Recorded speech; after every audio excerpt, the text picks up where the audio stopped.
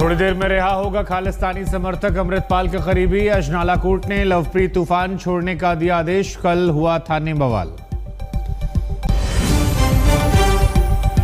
हंगामे नारेबाजी के बाद एमसीडी की स्टैंडिंग कमेटी की वोटिंग जारी। नए सिरे से हो रहा चुनाव। पार्षदों को मोबाइल ले जाने पर लगी रोक।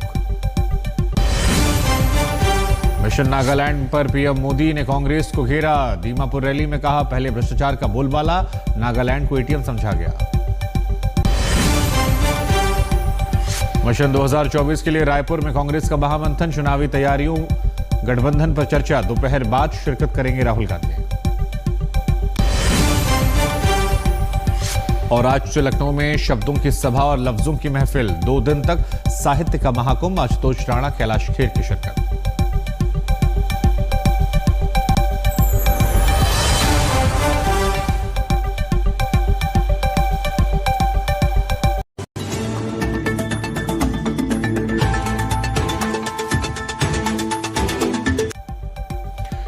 देखिए, उस पार एक बार फिर आपका स्वागत है। मैं हूं शुभांकर। प्रधानमंत्री नरेंद्र मोदी आज थोड़ी देर में शिलांग में रोड शो करने वाले हैं और पीएम की एक झलक पाने के लिए बड़ी तादाद में लोग शिलांग की सड़कों पर जमा हो गए। तस्वीरें हम आपको दिखा रहे हैं। चुनाव प्रचार के सिलसिले में प्रधानमंत्री आज मेघालय आ रहे हैं। सुबह नागालैंड में रैली की थी और तस्वीर देखिए आप, बड़ी संख्या में यहां पर बीजेपी समर्थक जो हैं वो सड़कों पर मौजूद हैं प्रधानमंत्री के स्वागत को लेकर।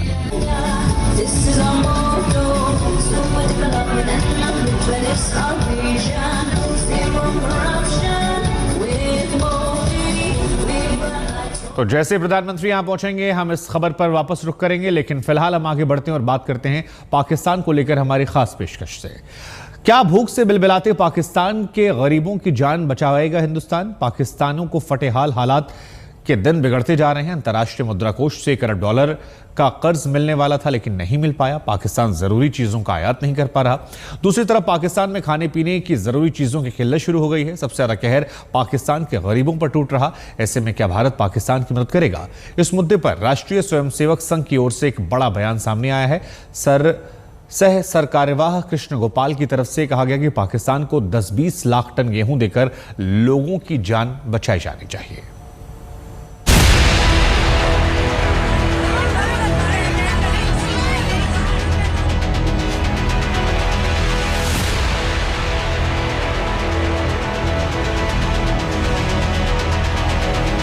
पाकिस्तान ऐसा मुल्क है जिसके पास 150 एटम बम है लेकिन खाने के लिए रोटी नहीं है। पाकिस्तान ऐसा मुल्क है जहां शेखी बघारने के लिए नेता हैं लेकिन फूटी कौड़ी का कर्ज नहीं ले पा रहे। पाकिस्तान ऐसा मुल्क है जहां की आवाम का ना तो इमरान में कोई इम्कान दिखता है, ना शहबाज शरीफ में कोई उम्मीद। पहली बार जब पाकिस्तान को दुनिया में कहीं से मदद नहीं मिल रही तो हताश पाकिस्तानी हुकूमत IMF की चौखट पर नाक रगड़ रही है। और IMF है कि पाकिस्तान के ऊपर शर्तों पर शर्तें लादे जा रहा है। पाकिस्तान और IMF के दरमियान स्टाफ लेवल मुआहदे के लिए मुज़ाकिरात। IMF का वर्चुअल मुज़ाकिरात में सख्त मॉनिटरी पॉलिसी का मुतालबा सामने आया है। ज़राए वज़ारत ख़ज़ाना की जानिब से बताया जा रहा है मॉनिटरी पॉलिसी सख्त करने से शरह सूद बढ़ने का भी इम्कान है। $1 अरब के कर्ज के लिए पाकिस्तान की हुकूमत 15 दिन से मुल्क में झूठे सच्चे दावे कर रही है, जबकि पाकिस्तानियों का सब्र टूटता जा रहा है। जो हमें खबरें आ रही है वो ये कि इंपोर्ट्स अभी तक बुरी तरह से मुतासिर हुए हैं, नहीं आ रही। प्रोडक्शन जो है, जो कि रॉ मटेरियल हमें चाहिए इंडस्ट्रियल प्रोडक्शन के लिए, वो नहीं आ रहा। हमें रोज़ाना खबरें मिलती हैं, आज ये कंपनी बंद, आज ये कारखाना बंद हो गया, आज ये सनत बंद हो गई, आज ये सनत बंद हो गई, ये 15 दिन के लिए हो गई, 1 महीने के लिए हो गई। फिर उसके साथ साथ मुलाजमतों से भी लोगों को निकाला जा रहा है। ये तो बड़ी एक तशवीशनाक सूरत हाल है। टेक्सटाइल से भी खबरें आ रही हैं, स्पिनिंग से आ रही हैं, मोबाइल फ़ोन इंडस्ट्री से आ रही है, ऑटोमोबाइल से आ रही है। और ऐसी सूरत में जब पाकिस्तान की गुर्बत का सबसे बड़ा कहर गरीबों पर टूटा है, पाकिस्तान में रहने वाले चंद इंसानों के लिए भारत की ओर से एक बड़ा बयान आया है। राष्ट्रीय स्वयंसेवक संघ के सह सरकारवाह कृष्ण गोपाल ने एक बड़ा बयान दिया है। पाकिस्तान में रहते हमको दिन रात गाली देते, नहीं वो भी सुखी हो। अभी पाकिस्तान में आटा 250 रुपए किलो हो गया, हमको दुख होता है भाई। अपने देश के लोग 250 रुपए किलो आटा हो गया, हम बेच सकते हैं। भारत 25-50 लाख टन गेहूं उनको दे सकता है, लेकिन वो मांगते ही नहीं, आने भी नहीं देते। अरे वहां की जनता को भूख से मरने के बजाय भारत के पास सरप्लस गेहूं है, दे सकता है। अरे 70 साल पहले हमारे साथ ही थे। कृष्ण गोपाल ने हिंदुस्तान में सर्वे भवंत सुखना वाली विचारधारा का जिक्र करते हुए यह भी कहा कि भारत चाहता है कि पाकिस्तान की चिड़िया और कुत्ते भी भूखे न सोएं। इतनी दूरी का क्या लाभ है? हालांकि पाकिस्तान 4-5 बार हमसे झगड़ा कर चुका है, वही आक्रमण करता है बार बार। 48 हो, 65 हो, 71 हो, कारगिल हो, उसके बाद ही भारत के सब लोगों के मन में ये बात आई होगी, अरे भैया 250 रुपए किलो आटा वहां हो गया है, दे दो 10-20 लाख टन गेहूं भिजवा दो। उधर पाकिस्तान की आवाम ने तुर्की में भारत की दानवीरता देखी तो पाकिस्तान की आवाम भारत की मुरीद होती दिख रही है।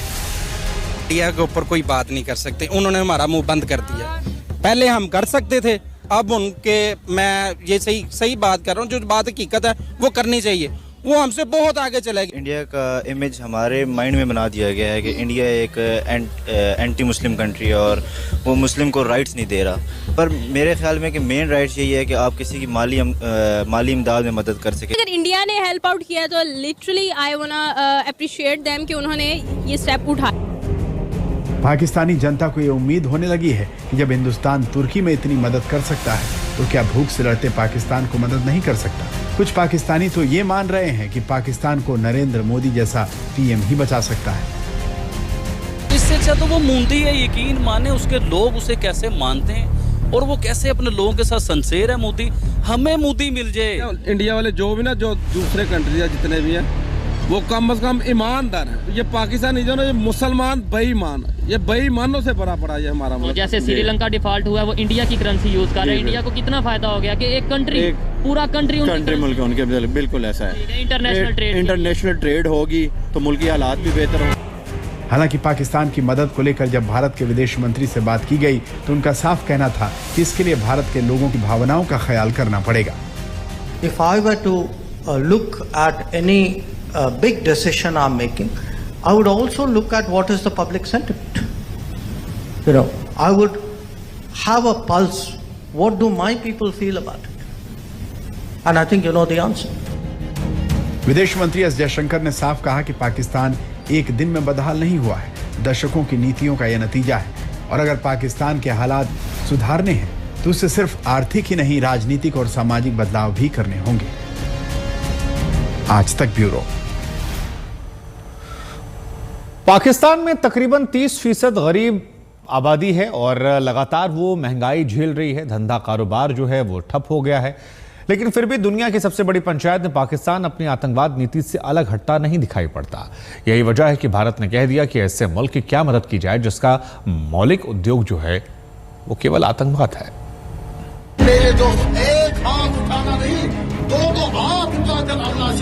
एक हफ्ते भी नहीं गुजरा है और दुनिया ने देखा है कि भारत में दहशतगर्दी की खेती करने वाले जहरीले सरगना को पाकिस्तान कैसे पाल पोस रहा है। भारत की बर्बादी के मंसूबे पालने वाले पाकिस्तान के पालतू आतंकवादी और खुद बतौर मुल्क पाकिस्तान बर्बाद हो चुका है। जब पाकिस्तान में गुर्बत इस कदर बढ़ती जा रही है कि उसके भीख के कटोरे में निवाला न पड़े तो पाकिस्तान का नामो निशान मिट जाए। लेकिन इस पाकिस्तान के लिए संयुक्त राष्ट्र संघ में आज भी कश्मीर को लेकर प्रोपेगेंडा फैलाना अव्वल जिम्मेदारी लगती है। लेकिन इस बार जब पाकिस्तान ने यूएन में कश्मीर के झूठ का गीत गाना शुरू किया तो भारत ने उसके प्रलापों का करारा जवाब भी दिया। India chooses this time not to respond to Pakistan's mischievous provocations. Our advice to the delegate of Pakistan is to refer to our numerous rights of reply that we have exercised in the past. Pakistan has only to look at itself and its own track record as a state that harbors and provides safe havens to terrorists and does so with impunity. Bharat ने दुनिया की सबसे बड़ी पंचायत में पाकिस्तान को वो तारीखी आईना दिखाते हुए कहा कि जिस तक्षशिला की भूमि कभी सदियों तक अध्ययन का महानतम केंद्र हुआ करती थी वो आतंक का गढ़ बन चुकी है। पाकिस्तान के आतंकी चरित्र और हिंदुस्तान के प्रति नफरत में जीने की आदत से जुड़ा एक पुराना वीडियो भी इन दिनों वायरल हो रहा है, जिसमें एक बच्चा ऑटोमेटिक राइफल से फायर करता दिख रहा है।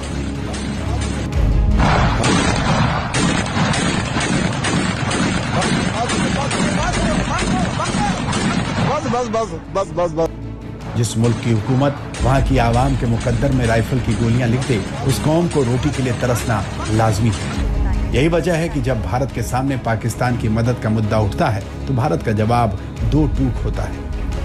Just as a country has to fix its economic issues, a country has to fix its political issues too. A country has to fix its social issues. No country is ever going to come out of a difficult situation and become a prosperous power if its basic industry is terrorism. और पाकिस्तान आज भी आतंकवाद के उस रास्ते को छोड़ता दिखाई नहीं दे रहा। आज भी पाकिस्तान के हुक्मरान, फौज और कट्टरपंथी जमात की रोजी रोटी भारत के खिलाफ नफरत और आतंकवाद बढ़ाने की पारंपरिक रीति से चल रही है। पाकिस्तान जब तक जहर का वो रास्ता नहीं छोड़ेगा, उस मुल्क की बर्बादी तय है। आज तक ब्यूरो। पाकिस्तान में गजब का कोहराम मचा हुआ है। पाकिस्तान के पूर्व प्रधानमंत्री इमरान खान ने 22 फरवरी को जेल भरो आंदोलन शुरू किया। इमरान पीटीआई के कार्यकर्ताओं, महिलाओं को जेल ले जाने के लिए उकसाया। पीटीआई के कुछ नेताओं ने गिरफ्तारियां भी दी, लेकिन इमरान खान की इस हरकत से पाकिस्तान की पोल खुल गई। पाकिस्तान में पुलिस की जिन गाड़ियों में इमरान खान के कार्यकर्ताओं को जेल ले जाया गया, उसमें तेल खत्म हो गया। और ये क्या पूरा वाकया था, इस रिपोर्ट में देखिए। हमने 200 लोग तैयार किए थे, हजारों लोग तैयार हो गए जेलों में डालने के लिए। पहले से बोल रहे हैं अगर हमारा वर्कर जा सकता तो हम भी जा सकते। पाकिस्तान में इमरान खान ने एक नया आंदोलन छेड़ दिया है। इमरान खान ने आधे पाकिस्तान को जेल भरो आंदोलन के लिए